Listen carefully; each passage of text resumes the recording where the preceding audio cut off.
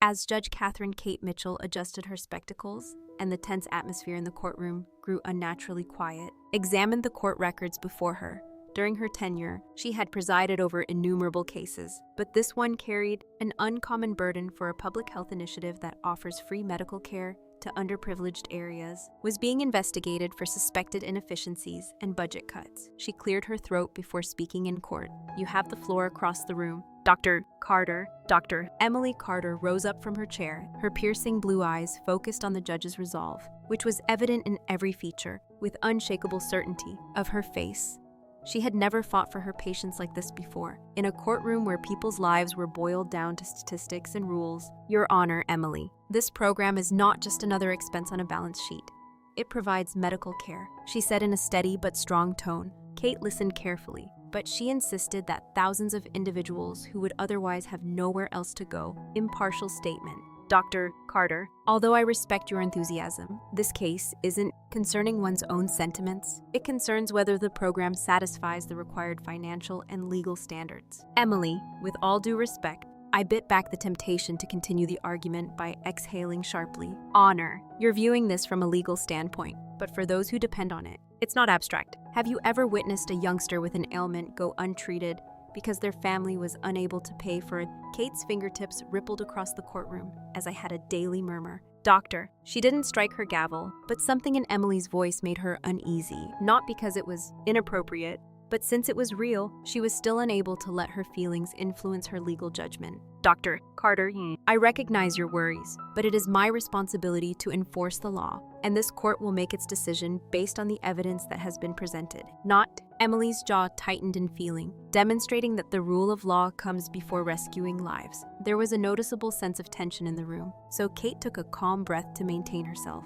"The law guarantees equity, Dr. Carter, and this hearing is focused on Emily's not finished yet." She focused on the legal representative's gestures for the following debates, but she could still feel M's piercing. As the session came to an end, Kate's gaze lingered much longer than necessary, fled to her chambers, shedding the burden of the conversation.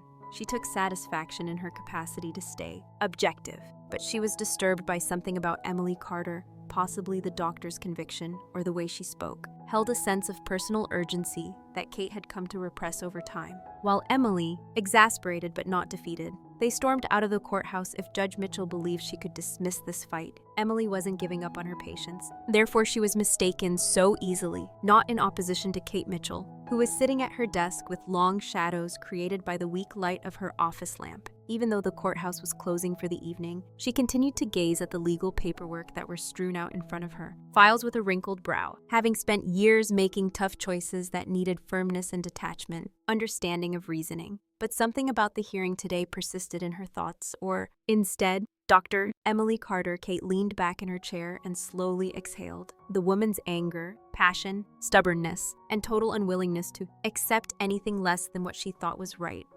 It was reckless, but Kate shook in admiration. She was annoyed with herself and tried to concentrate on the case rather than the woman looking through. The reports once more included a newspaper item on Emily Carter that was hidden away in the paperwork. Her tireless support of public health projects, her work in underprivileged communities, and the numerous hours while at clinics providing free medical care. Kate paused before reading a few words. "Dr. Emily Carter has never been one to give up, whether she's fighting against a system of bureaucracy or an aggressive infection in an uninsured patient who feels that medicine should serve people rather than make money." Kate took a deep breath and closed the file, because this was precisely what she needed. Emily decided that her feelings had no place in the courtroom across town, sat at a bar, and swirled the amber cocktail she had in front of her while the ice softly clinked. Came here to relax. But the trial...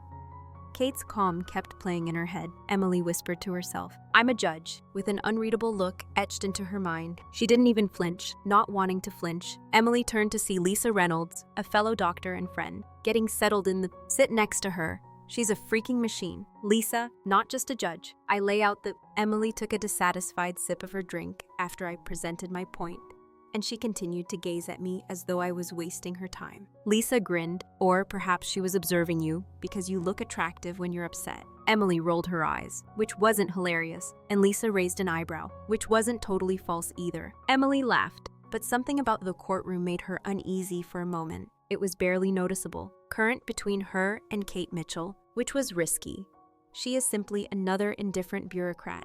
In an effort to persuade herself as much as Lisa, Emily responded forcefully. Lisa shrugged. Emily didn't reply. So perhaps she's more complex than you believe. Instead, attempting to ignore the fact that she couldn't stop thinking, she pushed the glass away after finishing her drink. About Kate Mitchell's gaze on her or how it affected her. But a week later, Destiny stepped in and the city was holding a public health fundraising event, one of those political gatherings where neither doctors, though they were frequently required to come. Neither judges particularly enjoyed Emily's because the mayor had personally invited Kate, and the hospital director had requested that she be present. They were standing across the packed room from Kate, who was wearing a sleek navy dress, even though none of them had anticipated seeing each other. Emily in a fitted outfit, carrying a glass of wine with her typical calm expression. For a moment, their eyes locked across the black suit, which exuded quiet assurance. Emily raised an eyebrow. Kate let out a short breath, and neither of them moved. But something was. Kate Mitchell, a judge after all, had spent years perfecting the art of neutrality by alternating between them. Role was to consider the facts, not feelings,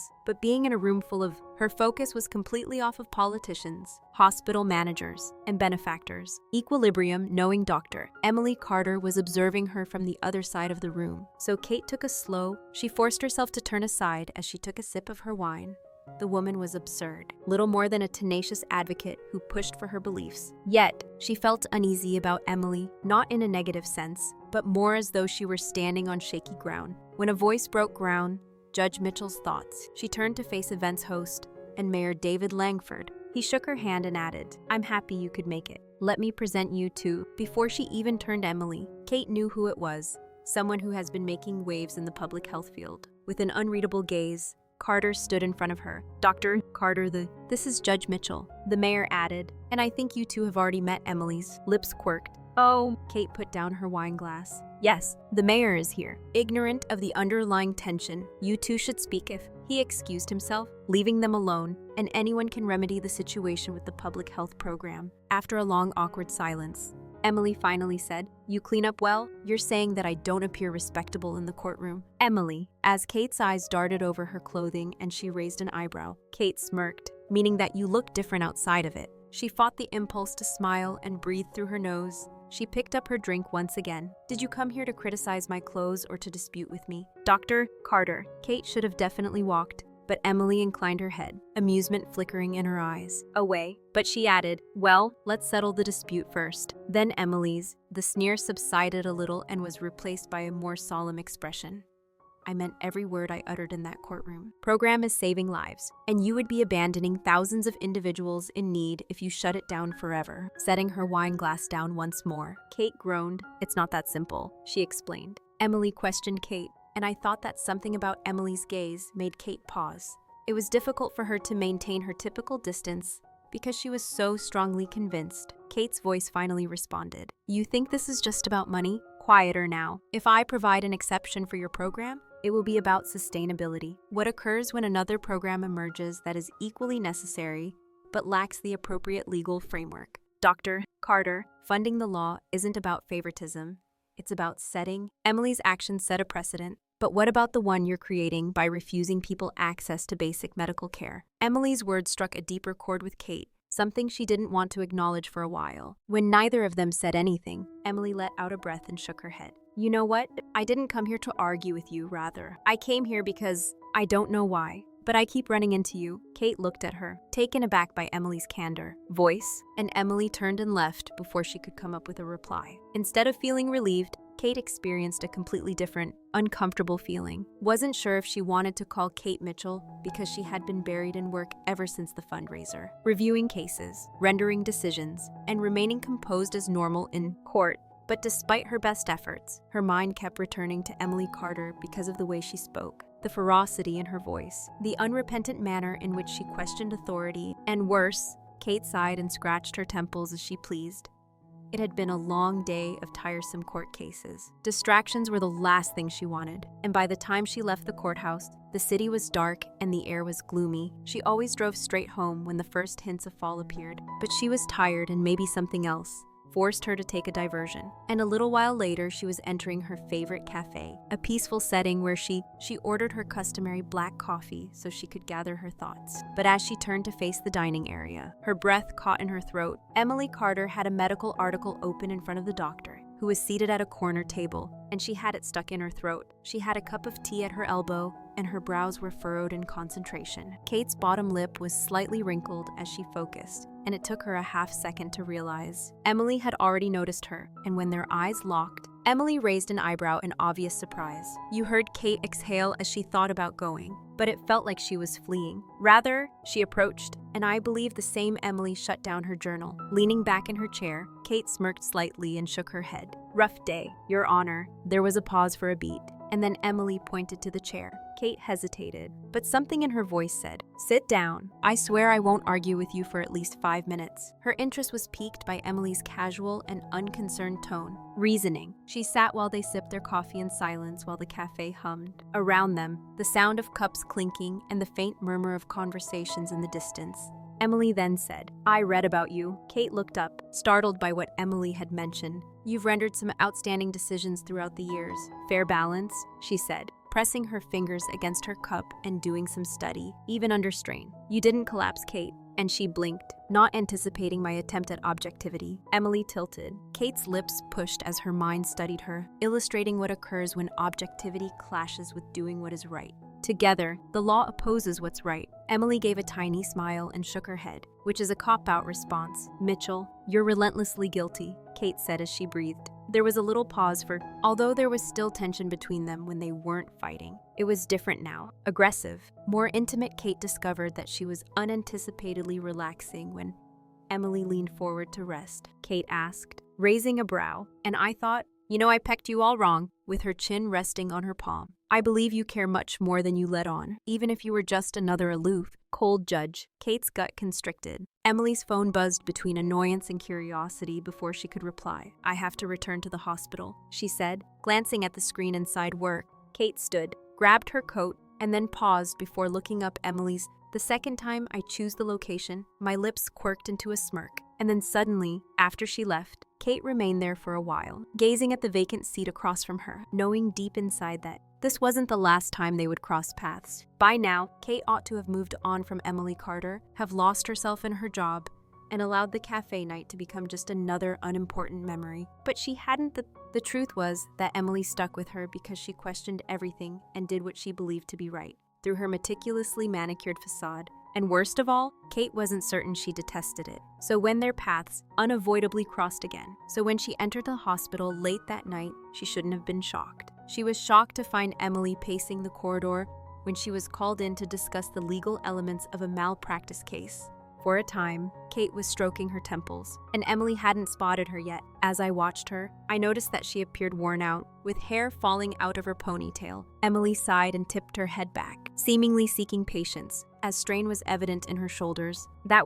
She looked at Kate, and they stared at each other for a time. Kate wasn't sure who spoke first, and didn't anticipate seeing you. Similarly, Emily let out a breath and combed through her hair. "It's been a terrible day." Kate tilted her head one night, and Emily paused before shaking her. Kate thought of a headlong story that would make me either scream or drink. Then, cautiously, and to her own surprise, she offered, "Let me buy you a..." After drinking, Emily squinted and asked, "Are you?" She puffed and laughed quietly. "Judge Mitchell is..." "You're really asking me to fetch a drink?" Kate laughed and let out a breath through her nostrils. "Think I'm Dr. Carter?" Emily grinned nicely, which made me curious about the bar. Kate and Emily sat in a booth in a calm setting where individuals may comfortably nurse their drinks. Between them, Emily poured herself another glass of whiskey. But whatever, Kate gave the all-powerful Judge Mitchell a sour look and said, "I don't sentence." "What does she do when she's not imposing sentences?" Emily grinned and rested her chin on her hand, saying, "Okay, fine when you're not," being frightfully frightening.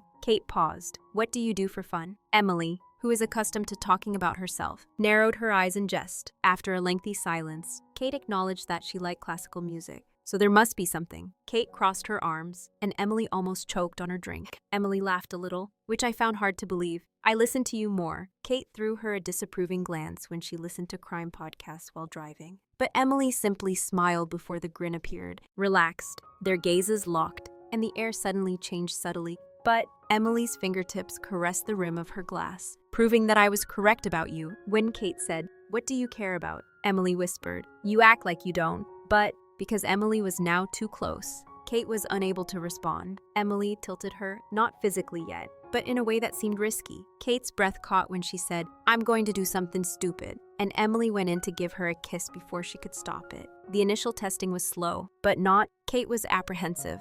Her whole body tightened, first against rationality and then against desire, against her better judgment. She returned the kiss, but as soon as she did, something inside of her broke down. And Emily was the one who eventually withdrew, but she didn't go very far. Their breath was still inches apart. Emily licked her lips in shock as her eyes met, and her voice was hushed. Kate exhaled softly, her heart pounding. Sure, Emily, probably a poor decision. Kate should have said no, but instead she smirked and wanted to do it again, bridge the gap between them once again. As she sat there, Kate persuaded herself that she had made a mistake. She should have avoided kissing Emily because she was in her office the following morning, staring blankly over her legal documents. It made little difference whether it had been electric or mutual in a way she hadn't experienced in years, that she had allowed herself to feel something she typically buried under layers of reserve for a few brief moments. The important thing was that it couldn't happen again. So Kate did what she usually did best.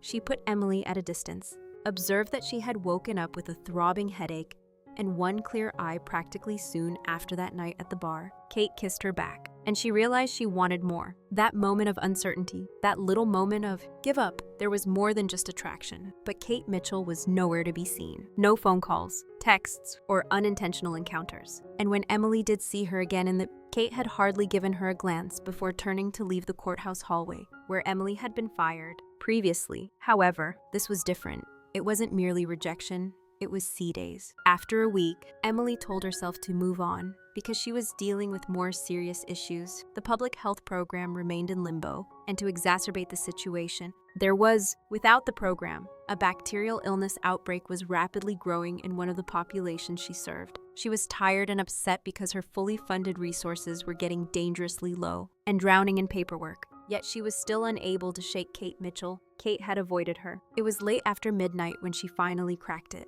Exactly 10 days before knowing that it would only make matters worse, she had refrained from checking any news about Emily until she eventually allowed herself to look. But before she could stop herself, she typed Emily Carter's name into the search field because something inside of her ached. And the sight of a medical emergency with understaffed hospitals made her stomach plummet. Emily was in the center of it all, fighting and working tirelessly to get funding that was still pending a final decision. Kate was aware that it was none of her concern, but as she gazed at a photograph of Emily shot on the front lines, earlier that day, she felt something while pressing forward, while fatigued in her scrubs. Kate could pretend all she wanted, but the truth was that she had been avoiding the wrong thing from deep within. Staring her in the face, she was removing herself not because she made a poor choice, because Emily Carter made Kate feel things she had previously feared, but also because she was dangerous, wasn't prepared to feel, and that frightened her more than anything else. Kate had made difficult choices her career, rendered decisions that influenced futures, and decided cases that changed lives.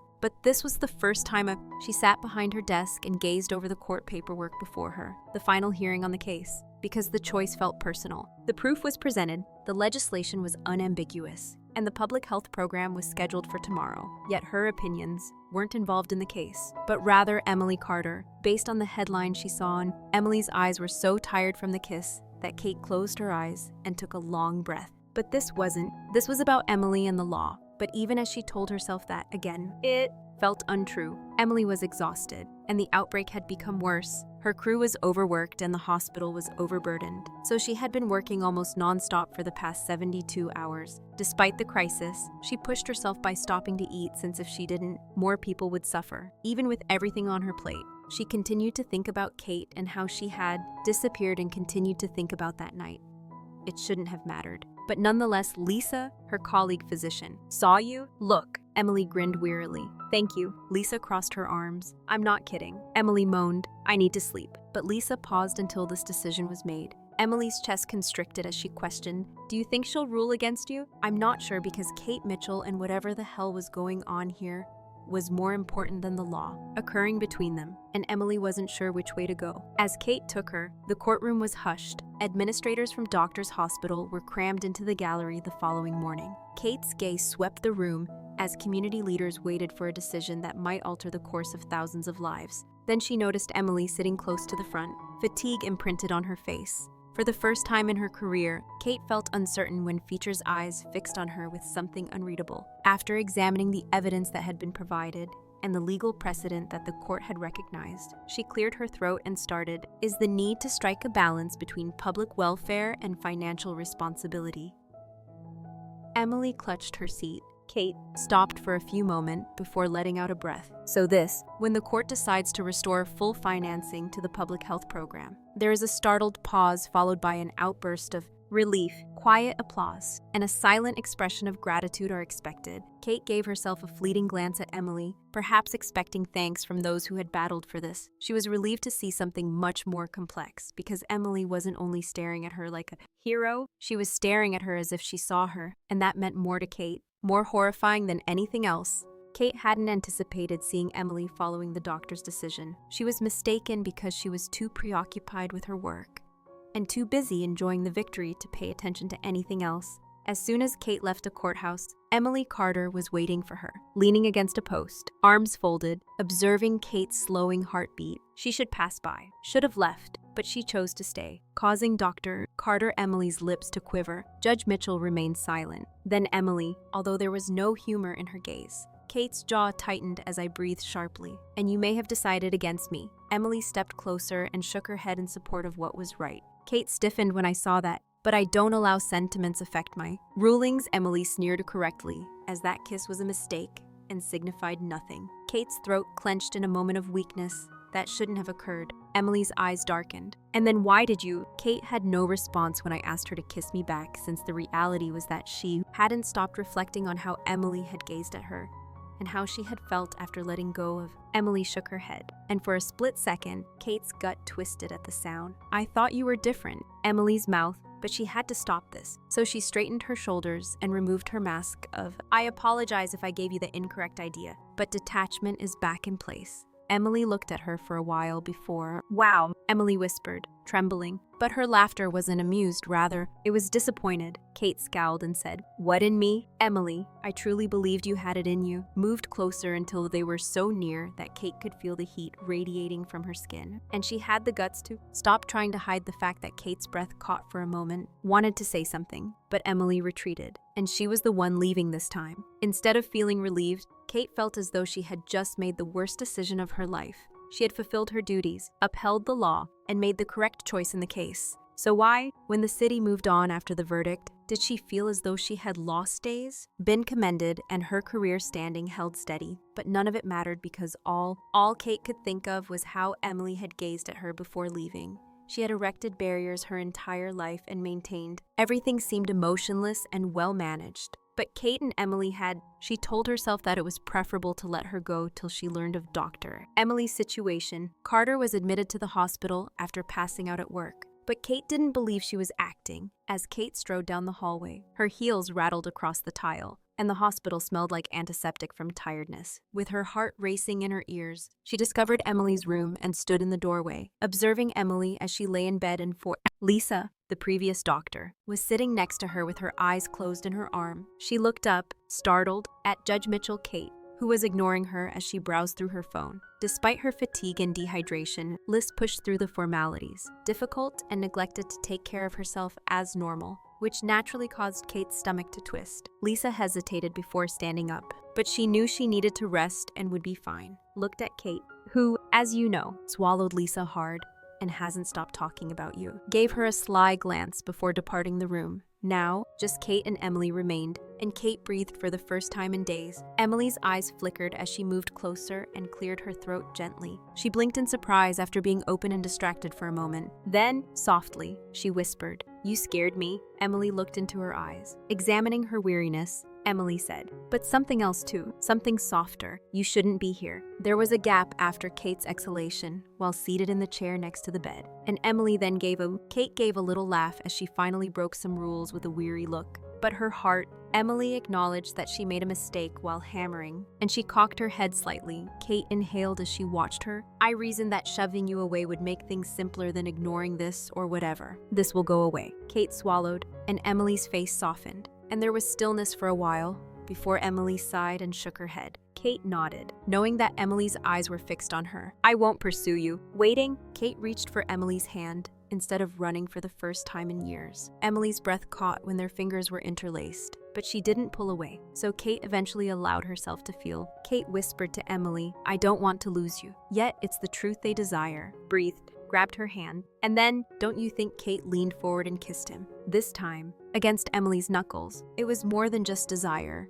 It was a promise, and Emily had never been patient. But as she sat beside Kate in her chair, neither of them was leaving. She could feel that things needed to change at Kate's flat, because their hands were loosely entwined. Speed, and Emily didn't mind waiting for the first time in her life. Kate had never felt lighter in 4 years. She was certain, she acknowledged that emotions, particularly ones like this one, made things difficult, were risky and a diversion. But Emily was worth the chance because she had invested too much time in it. Sitting here, watching Emily stir her, she pretended that she didn't want to push Emily away because it was safer. Laughing quietly at something Kate said, she eventually realized that coffee was forming a face when she added too much sugar. Wasn't an error. In fact, this was her intended location. So Emily began, "How does this work? Do we need to move stealthily and be silent because I got her tapping her spoon against the mug?" Kate sighed as she examined her hands, saying, "I don't do well with secrets." It was appropriate to inquire given this was unfamiliar territory. But Kate had already made up her mind. She raised her head to meet Emily's gaze. There were no secrets, and Emily raised a serious eyebrow. Kate grinned and said, "I can still give you one if you want." As I kind of expected a lengthy spiel on professionalism and ethics, Kate took a leisurely drink of her coffee and put the cup down as Emily smiled. "I won't show it off in court, but I also won't conceal it." Emily looked at her, looking for reluctance. "Are you certain?" Kate maintained eye contact. Yes, Emily enjoyed that. In response, she moved closer, rubbing their knees together on the couch. "In theory, you wouldn't have a professional breakdown if I kissed you right now." Kate gave me a sardonic glance. Kate said, "I'm glad to hear that Emily survived." And she kissed her. The kiss came slowly at first, like though she had been anticipating it all morning. When Emily eventually withdrew, the firmness was filled with assurance and a pledge that neither of them was running this time. Emily smiled because her sneer had softened, and the kiss was far better than the one Kate sang in the bar. Kate laughed and shook her head, then leaned in to give her another kiss. Afterwards, as the city bustled outside the window, Kate wondered why she had been so terrified. Yes, it was complex, yes. They were completely different, but Emily gave her a sense of life. And Kate Mitchell was living, not simply surviving, for the first time in a long time. And she was doing it with Carter, Emily,